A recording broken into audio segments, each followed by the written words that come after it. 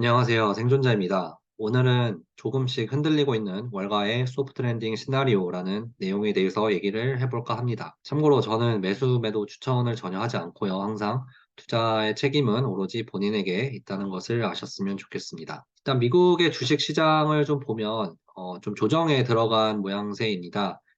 S&P나 이제 다우나 나스닥 같은 경우에 이제 조금 하락을 했죠, 8월에. 이제 그 주요 원인 중에 하나가 바로 이 중국발 리세션 조짐인데요. 중국의 리오프닝 시나리오의 진실 제가 지난 영상에서 또 자세히 풀었기 때문에 그 부분을 좀 참조를 하시면 자세히 보실 수가 있고, 어쨌든 월가와 이제 언론이 주도를 했던 이 초반에 중국 리오프닝 시나리오는 거짓이라는 게 이제 완전히 만천하에 드러났고, 그 이면에 있던 그 조금씩 거치고 있는 진실들이 이제 나오기 시작했다는 거고요. 그다음에 이제 피치와 무디 여기는 이제 신용평가 회사인데 최근에 이제 미국의 채권 그리고 뭐 은행들에 대해서 이제 신용 등급을 강등하는 그런 일이 있었죠. 이게 뭐 이제 헤드라인으로 나오다 보니까 또 이제 달러가 휴지 조각이 될 거다. 미국은 끝났다. 뭐 이런 식으로 또 극단적인 내용들도 나오긴 합니다만은 실제 뭐 직접적인 영향은 그렇게 크지는 않습니다. 다만 이제 이런 얘기들이 왜 계속해서 나오고 있는지, 이제 이게 하나는 괜찮지만 두 개, 세 개 나오고 어떤 다른 또 악재들과 겹쳐졌을 때는 이것이 이제 시너지를 일으켜서 갑자기 이제 힘이 엄청나게 세지는 그런 일들이 생기거든요. 뭐 당장 예를 들어봐도 올해 초에 이제 은행 위기를 봤을 때도 이제 뜬금없이 갑자기 실리콘밸리 은행이 이제 파산을 신청하면서 그때부터 이제 도미노처럼 다른 은행들이 파산을 하기 시작했고 그게 번지면서 시장에 엄청난 악재로 작용을 했었습니다. 연준이 물론 또 BTFP라는 이상한 또 이니셜들을 조합을 해가지고 프로그램을 만들어서 일단은 좀 막고 있는 모양새입니다만은 BTFP가 지금 얼만큼 쓰고 있는지 그 그래프를 보면요. 계속해서 지금 은행들이 이 BTFP 프로그램을 운영을 해서 버티고 있다. 이렇게 보여지고 있거든요. 그게 결국에는 이제 이게 무너질 수밖에 없는 지금 한마디로 이제 땜빵을 해서 겨우겨우 숨만 붙어 있는 그런 상황이라는 거죠. 그러면 이제 그게 이제 트리거가 뭐가 될 거냐 했을 때 이런 어떤 신용 등급 강등 소식 이런 것들이 하나둘씩 모여서 갑자기 이제 엄청난 악재로 등장을 할 수가 있다는 거고. 근데 이제 한편으로는 계속해서 지금 미국의 경제 관련 데이터가 나오고 있는데 예상보다 좀 웃도는 모습을 많이 보여주고 있습니다. 뭐 소비 판매, 산업 생산, GDP 예상치, 특히 이제 아틀란타 페드에서 3분기 GDP가 이제 뭐 5.5% 정도 예상한다라고 하니까 와, 이거 지금 미국 경제 굉장히 좋다라는 또 시그널들을 계속해서 주고 있는 거고요. 트렌딩이 계속해서 좀 유효한 거죠, 아직까지는. 그다음에 이제 기업들의 실적들을 봐도 생각보다 괜찮은 것 같습니다. 특히 이제 엔비디아 같은 경우에 이제 이번 주에 실적 발표가 있었는데 이제 예상치를 크게 상회를 했고 가이던스도 굉장히 좀 긍정적으로 나오면서 정고점을 또 갱신을 하는 지금 그런 상황이고요. 그다음에 이제 나머지 뭐 빅테크 회사들도 실적을 이제 상회하면서 아직까지는 견고하다라는 모습을 보여주고 있죠. 근데 이제 다른 쪽에 보면 꼭 그렇지는 않습니다. 한편으로는 예를 들면 그 얼마 전에 옐로우 트러킹이라는 회사가 이제 물류 회사 이제 가장 큰 회사 중에 하나인데 거기가 이제 파산을 신청을 했고요. 그 다음에 이제 은행들은 계속해서 좀 어려움을 호소하고 있고, 그러니까 찰스 슈왑 같은 이런 데들도 계속해서 지금 하향치를 조정을 하고 있습니다. 그 다음에 중소형주로 가게 되면은 지금 더욱 심각한 상황입니다. 그러니까 스몰 비즈니스 같은 경우에는 계속해서 지금 그 뱅크럽시 파일링이 갱신을 하고 있거든요. 그래서 이게 지금 양극화가 좀 굉장히 뚜렷한 상황이고 다만 이제 언론에서 봤을 때는 헤드라인이 주로 이런 빅테크 쪽으로 많이 나오고 있기 때문에 사람들의 인식은 아직까지는 소프트 랜딩에 조금 치우쳐져 있는 것 같습니다. 이제 여기에 이제 또 중요한 게 연준의 관점인데요. 최근에 이제 그 연준이 저기를 했죠. 기자회견을 했는데 거기에서 이제 굉장히 또 매파적인 발언을 했습니다. 그래서 인플레이션을 계속 강조하면서 결국에는 우리가 원하는 데이터가 나올 때까지는 인하를 하지 않겠다. 그런 식으로 좀 강조하는 모습이었고, 특히 이제 마지막 부분에 한 얘기가 좀 폴 볼커와 굉장히 유사한 스탠스를 좀 불러일으키는 얘기를 많이 했죠. 지금 인플레이션이 조금씩 다시 또 올라가려는 움직임들이 살짝 나왔었죠. 지난달 이제 인플레이션을 보면 월간 그리고 연간이 살짝 올랐기 때문에 연준은 이걸 보면서 '아직까지 불씨가 남아 있구나. 그래서 추가로 금리를 인상할 수도 있다. 최소 인제 인하는 없다.' 근데 지금 연준의 스탠스를 보면요. 2008 년에 그때와 굉장히 유사한 인제 스탠스를 보여주고 있는데, 이것도 제가 예전에 그 연준이 지금 하고 있는 어떤 행동들이 2008 년과 굉장히 유사하다라는 영상을 또 따로 찍은 적이 있었기 때문에 궁금하시면 또 그 영상을 보실 수가 있고요. 인제 지금 최근에 기사를 보면은 인플레이션을 또 굉장히 강조하면서 "금리 인상 더 해야 된다."라는 쪽으로 여론이 모아지고 있고, 그 당시에 인제 뉴욕타임즈 기사를 보면 그때도 인제 "인플레이션이 높아진다."라는 것에 대해서 굉장히 좀 우려를 많이 하는 모습을 보여줬었습니다. 그때 뭐 인제 유가가 뭐 막 140 불까지 올라가고 그렇게 인제 되면서 "계속해서 금리를 올려야 된다."라고 했었는데, 결국에는 인제 10 월에 리만 브라더스가 파산을 하면서 급격하게 이제 인하하는 쪽으로 바로 선회를 했었죠. 그래서 지금 스탠스와 그때 스탠스를 보면 굉장히 유사하다는 것을 알 수가 있고요. 채권 시장을 또 봐야 되는데요. 지금 얘기만 들어보면은 지금 이거보다 더 부정적일 수가 없는 그런 전망들이 쏟아지고 있습니다.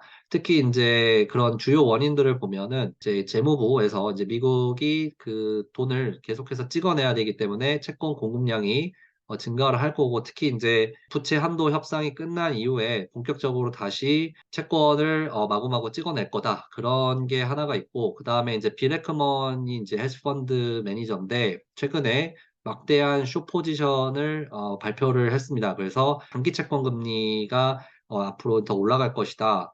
인제 그러니까 가격이 하락한다는 의미죠.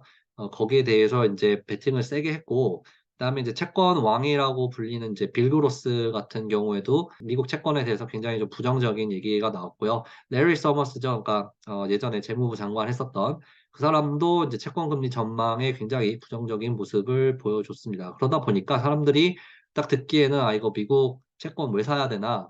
인제 외국도 채권 안 사고 베이비 부머들도 이제 리타이어하고 이러니까 채권 인제 누가 사지?' 이런 식으로 얘기가 나오고 있는데요. 근데 이제 이거를 해석하는 게 또 중요할 것 같은데, 지금 채권이 올라가는 의미를 경기 반등의 의미로 보는 사람들이 있습니다. 그러니까 이게 소프트 랜딩의 연장선상인 거죠.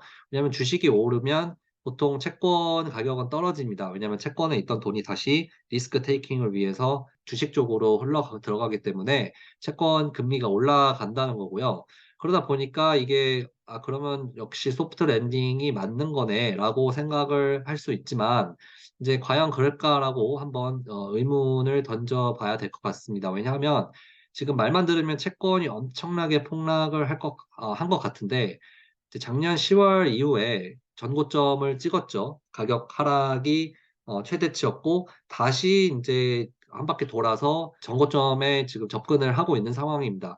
인제 최근에 살짝 올랐다가 다시 전고점 밑으로 떨어진 상황이어서, 그럼 이거를 생각해 보면 지금 모든 그 악재는 지금 다 들어가 있고 헤드라인도 쏟아져 있고 이런 상황임에도 불구하고 레인지 안에서 보면은 크게 벗어나지는 않고 있다는 거죠.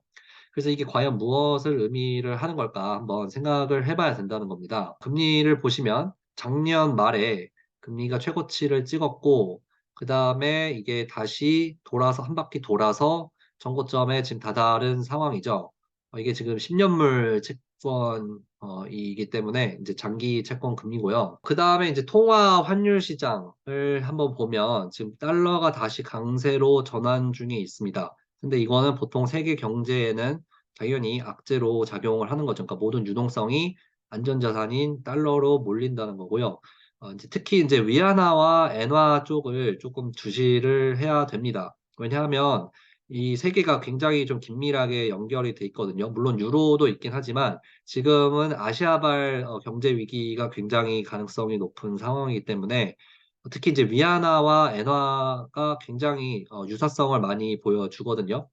특히 인제 위안화 같은 경우에는 떨어졌을 때 세계 경제가 거의 항상 위기가 왔습니다. 대표적으로 2016 년에 있었고요. 2011 년에도 한 번 있었고, 근데 이제 위안화가 떨어지는 거를 이제 보통은 이렇게 생각을 하죠. 중국이 수출을 늘리기 위해서 위안화를 덜화시키고 있다. 그래서 지금 문제다. 뭐 이런 식으로 얘기를 하는데요. 근데 이제 그거보다는 조금 더 심각합니다. 지금 현재의 약세는 단순히 이제 수출을 위한 그런 조절이 아니라 이 달러를 공급하는 기관들이 있습니다. 이제 유로 달러 마켓이라고 하는데 거기에 이제 그 시장 참여자들이 중국 회피가 지금 극에 달하 있는 상황이라는 거죠. 그렇기 때문에 지금 달러를 중국에 공급을 하지 않고 있다. 그러면 이제 중국 같은 경우에는 아무래도 이제 그 사회주의와 이제 자본주의가 섞여 있는 그런 형태죠. 근데 이 중국 정부는 이 위안화를 무작정 떨어뜨리는 게 아니고 어떤 그 밴드라고 하죠. 그 어떤 범위 안에서 조절을 합니다. 이제 너무 올라가면은 이제 위안화를 팔고 그다음에 이제 위안화가 너무 떨어지면 위안화를 사고 그럼 이제 달러는 거꾸로 되겠죠. 그러면 지금 정부와 은행이 현재 달러를 팔아서 위안화가 떨어지는 거를 방어를 하고 있는 상황인데요. 그럼에도 불구하고 계속해서 위안화가 떨어지고 있습니다. 그러니까 이제 정부와 은행이 합심을 해서 방어를 하고 있음에도 불구하고 사실상 통제 불능 상태고요. 엔화는 이제 연쇄 작용으로 인해서 달러가 강세가 되게 됩니다. 보통 이제 엔화와 위안화가 같이 들어가게 되거든요. 특히 이제 중국의 최근에 안 좋은 소식들이 많이 나오기 시작했고 중국의 데이터를 믿을 수 없다라는 게 점점 더 고조가 되고 있죠. 그렇기 때문에 이제 소프트 랜딩에 대한 가능성이 점점 더 부정적으로 바뀔 수밖에 없는 겁니다. 단적으로 지금 에버그란데 망했고 그다음에 이제 컨트리 가든도 디폴트 사실상 들어간 상태죠. 외국 채권자들 이제 달러 그 부채가 전부 지금 디폴트가 난 상황이기 때문에 그러면 이거에 대한 연쇄 작용은 어떻게 될 것이냐? 그러니까 뭐가 어디서 어떻게 터질지 모르는 상황이라는 거죠. 그러니까 이게 지금 메인스트림 미디어를 통해서 조금씩 올라오고 있다는 거는 결국에는 이게 지금 월가의 스탠스 변화가 조금씩 시작된 게 아니냐라는 상황으로 볼 수 있을 것 같습니다. 특히 이제 주식이 작년에 하락 이후에 굉장히 지금 많이 올라와 있는 상태고 어떤 시장의 분위기를 봤을 때도 굉장히 좀 많이 고조가 돼 있는 상태라는 거죠. 그러니까 너무 지금 들떠 있다. 바로 이제 전고점 치고 올라간다라는 게 그게 달에 있는 상황이기 때문에 오히려 이럴 때 이제 하락 움직임이 스멀스멀 올라오기 시작한다는 겁니다. 그다음에 이제 엔화 같은 경우에도 일본 정부가 이제 일드 커브 컨트롤이라고 해서 얘네들도 이제 중국처럼 비슷한 거죠. 일종의 채권 가격을 매입을 통해서 어느 정도 이제 그 조절을 하게 되는데 지금 10년물 국채 금리가 상승폭을 1% 최근에 조정을 했죠. 그러니까 이게 무슨 뜻이냐면, 그러니까 일본 채권의 가격이 떨어지기 시작을 한다는 거고, 그러면 이제 엔화가 가격이 오른다는 뜻이겠죠. 이게 또 캐리 트레이드로 인한 이제 글로벌 마진콜 가능성도 있지 않냐, 그렇게 분석을 하는 애널리스트들도 꽤 있습니다. 이제 캐리 트레이드라는 거는 한마디로 싼 데서 돈을 빌려서 비싼 데다 투자를 한다는 거죠. 그러니까 엔화가 계속해서 이제 양적 완화나 이런 걸 통해서 약세를 유지를 했었기 때문에 엔화를 빌려서 이제 미국이나 뭐 다른 곳에 이제 투자를 했던 거죠. 이제 그게 근데 이제 엔화 가격이 오르게 되면 마진콜이 발생을 할 수 있는 가능성이 생기게 됩니다. 왜냐하면 보통 이제 엔화를 빌릴 때 그냥 빌리는 게 아니고 이제 담보를 통해서 엔화를 빌리게 되거든요. 근데 그 담보가 이제 일본 국채를 빌리는 경우 통해서 빌리는 경우가 굉장히 많습니다. 근데 이제 일본 채권 가격이 떨어지게 되면 담보 가격이 하락을 하기 때문에 이제 담보를 더 넣던지 아니면 이거 가격 못 맞추면 마진콜이 발생하면서 있는 거를 다른 거를 자산을 팔아서 이걸 맞춰야 되는 그렇게 됐을 때에 이제 연쇄작용이 일어날 수 있다는 건데요. 작년에도 이런 일이 있었죠. 그게 바로 이제 영국의 채권 시장에서 그런 일이 있어서 이제 영국 중앙은행이 또 긴급하게 이제 투입이 돼서 유동성을 공급하는 그런 일이 있었죠.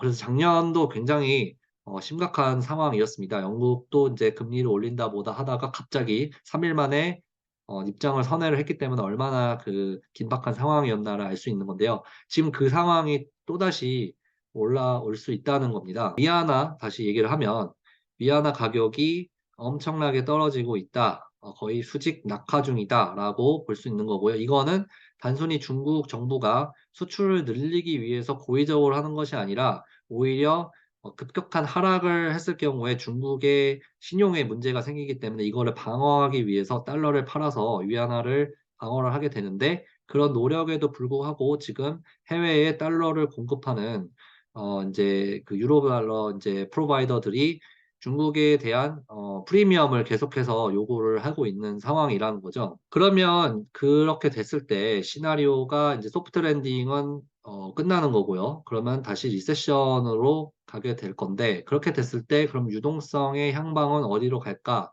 다시 생각을 해 봐야 된다는 거죠. 그러니까 지금 상황에서 생각을 하는 게 아니라 그 상황에 갔을 때 사람들이 어떻게 움직일까를 생각을 해 보면요. 결국에는 이 미국 채권으로 갈 수밖에 없습니다. 왜냐하면 미국 채권이 아무리 지금 부정적인 얘기들이 많이 나오고 해도 인제 내 돈을 지켜야 되는, 내 자산을 지켜야 되는 상황이 오게 되면 그중에서는 안전자산으로 돈이 몰릴 수밖에 없는 게 그게 바로 달러고 미국 채권이죠. 그래서 지금 현재 부정적인 상황은 공급 쪽에 지금 과도하게 가중치를 두고 있는 상황이라는 거죠. 그러니까 단순히 지금 미국 정부가 돈을 많이 찍어내야 돼서 채권 공급이 많아질 것이다. 그다음에 인제 외국인들이, 그다음에 인제 외국 중앙은행들이 이제 미국의 채권을 더 이상 사지 않을 것이다. 뭐 금 비중을 늘리고 있다. 뭐 이런 식으로 인제 내러티브들이 공급 쪽에 좀 비중이 커지면서 이제 수요가 인제 없어질 거다. 그리고 공급이 너무 많아질 거다라는 지금 현재의 상황을 기준으로 얘기를 하고 있습니다. 그게 인제 다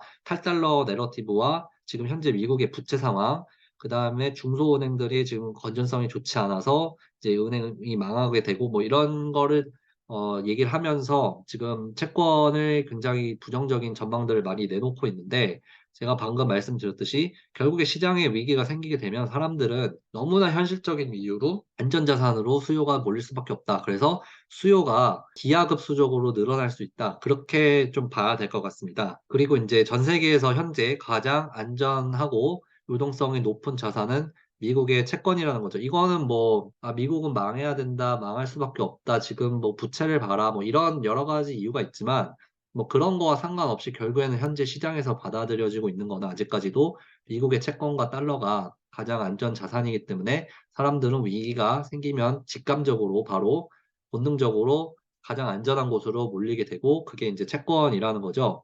그리고 이 시장의 내러티브라는 거는 제가 이거는 다른 영상에서도 항상 얘기하는 거지만 갑작스럽게 바뀌는 일이 너무나도 많기 때문에 이제는 너무나 익숙하다는 거죠. 작년 말만 해도 그렇고 올해 초, 그리고 올해 지금 중순을 넘어서서 계속해서 주식이 올라갈 것만 같은, 그래서 인제 개인 투자자들 또 스페큘레이터들 계속해서 인제 들러붙고 있는 거죠. 콜옵션으로 몰리고 있고, 다시 밈스탁으로 몰리고 있고, 크립토로 몰리고 있고, 이런 식으로 인제 너무나도 그 시장 상황을 낙관적으로 보게 되기 때문에 그럴 때 인제 위기가 결국에는 올 수 있지 않냐라는 거고, 그 위기를 촉발시킬 수 있는 요인들이 너무나도 지금 많은 상황이고, 그게 쪼끔씩 메인스트림 미디어를 통해서 흘러나오고 있기 때문에 저는 인제 9 월이나 10월, 그러니까 올해 말이 굉장히 좀 중요하다고 생각을 하고 있습니다. 그래서 인제 정리를 좀 하자면요. 미국 상황이 지금 굉장히 혼란스러운 상황이고요. 그치만 중국, 일본, 특히 인제 아시아발 경제 위기가 계속해서 쪼끔씩 나오고 있는 상황입니다. 글로벌 경제라는 거는 모든 것이 지금 얽혀 있기 때문에 한쪽이 터지면 연쇄작용으로 인제 도미노처럼 쓰러질 수밖에 없는 거고요. 인제 globally synchronized recession이라고 하는데, 그래서 지금 현재 상황을 보면 유럽은 이미 리세션에 진입을 한 상황이고요. 그러니까 유럽 같은 경우도 재밌는 게 작년에 인제 에너지 위기가 끝났죠. 그러니까 생각보다 겨울이 따뜻하면서 잘 버텼습니다. 그래서 인제 올해 초에 나왔던 얘기가 뭐냐면 인제 유럽이 다시 여름으로 들어가게 되면 경제가 반등을 해서 인제 "소프트 랜딩을 통해서 다시 올라갈 것이다."라고 얘기를 했었는데, 그게 지금 이미 틀렸다는 게 너무나도 명확하게 나오고 있고요. 독일을 인제 필두로 해서 유럽은 이미 리세션에 들어와 있는 상황입니다. 그다음에 이제 중국과 일본은 진행 중이고요. 특히 인제 중국이 너무나도 폐쇄적이기 때문에 뉴스에 나오는 내용들보다 더 상황이 좋지 않다라는 것을 충분히 인제 유추를 할 수가 있죠. 그럼 이런 상황에서 '미국만 과연 안전할 수가 있냐?'라는 생각은 인제 거의 제가 볼 때는 이제 망상에 가깝다, 그렇게 생각을 하고요. 하지만 인제 뭐 상대적으로 봤을 땐 미국이 그나마 좀 방어할 수 있는 여지가 쪼끔 많기는 합니다. 지금 시장이 쪼끔 믹스드 시그널이죠. 미국 같은 경우에는 좋은 것들도 있고 그다음에 안 좋은 것들도 있고, 그게 지금 좀 혼재가 돼 있기 때문에 너무나도 혼란스러운 상황에서 그러나 지금 시장에 충격을 줄 수 있는 그런 잠재적인 트리거들이 너무나도 많은 상황입니다. 경제 지표들 봐도 그렇고요. 지금 미국이나 일본 상황을 봐도 그렇고 주식에 지금 너무 분위기가 한쪽으로 몰리는 그런 것들 봐도 그렇고 인제 채권이 너무나도 부정적인, 그러니까 작년에 미국 주식 시장이 얼마나 부정적이었냐를 생각을 해 보면 그거를 채권에 다시 대입을 해 보면 과연 이거를 이게 지금 이 상태로 진행될 수 있을까를 곰곰이 생각을 해 봐야 된다는 거죠. 그렇기 때문에 이제 올해 하반기에도 작년 같은 그런 위기가 좀 올 가능성이 높다. 저는 그렇게 개인적으로 생각을 하고 있습니다. 특히 인제 시즈널리티를 봐도 보통 9 월과 10 월에 뭐가 터지는 경우가 굉장히 많거든요. 작년도 그랬고 뭐 2008 년에도 3 월에 그때도 베어 스턴스가 파산했고 10 월에 리먼 브라더스가 터졌죠. 9 월이나 10 월에 이런 뭐가 위기가 좀 코렉션이라고 하는데 조정이 이제 좀 세게 오는 경우가 많습니다. 지금 종합을 하면 안심을 할 수 없는 상황이고 지금 8 월까지는 지금 굉장히 좀 조용한 편입니다. 왜냐하면 보통 인제 이때 여름 휴가 많이 가고 이래서 시장의 참여자들도 인제 보통 많이 시장에서 떠나 있거든요. 근데 이제 9 월에 본격적으로 복귀를 하게 됐을 때 특히 인제 미국은 노동절이 인제 9월 첫째 주이기 때문에 노동절 이후에 이제 시장을 쪼끔 더 다시 모니터링을 좀 해 봐야 될 것 같습니다. 그래서 오늘은 여기까지 하고요. 다음에 또 더 좋은 영상으로 찾아뵙도록 하겠습니다. 감사합니다.